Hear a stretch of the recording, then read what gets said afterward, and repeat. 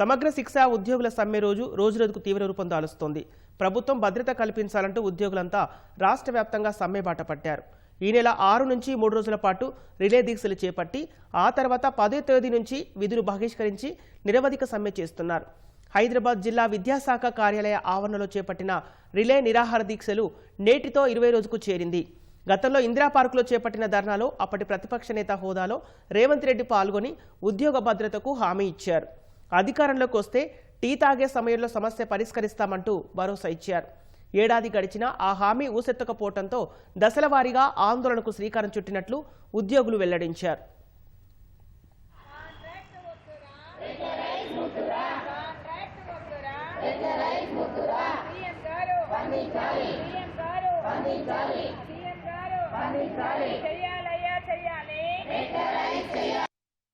కుటుంబ సభ్యులందరినీ కూడా వదిలి రోడ్ల మీద వచ్చి 19 రోజులుగా సమ్మె చేస్తున్నప్పటికీ మరి ప్రభుత్వం నుంచి ఎటువంటి స్పందన రావట్లేదు. ఈ ప్రభుత్వం ఇదే రకంగా వ్యవహరిస్తే మాత్రం ఈ సమ్మె అనేది చాలా తీవ్ర స్థాయిలోకి చేరుకుంటుంది.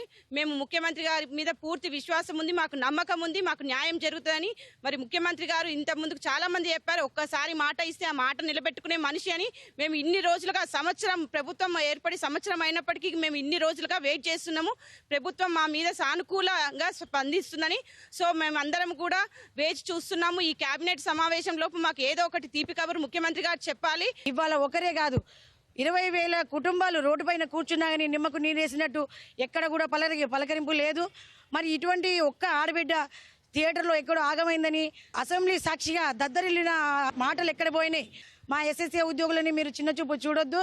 దయచేసి ఇప్పటికే 19 రోజుల నుంచి ఆడబిడ్డలందరూ ఎండనక చలియనక రోడ్డు పైన కూర్చుని దీక్ష శిబిరాలలో చనిపోతున్నా కానీ మీరు పట్టించుకోవట్లేదు.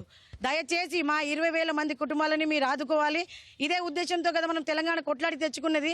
దానికి పూర్తి అర్థం మీరు న్యాయం చేస్తారని మేము ఎస్ఎస్ఏ తరఫు నుంచి మిమ్మల్ని అనుకుంటున్నాము.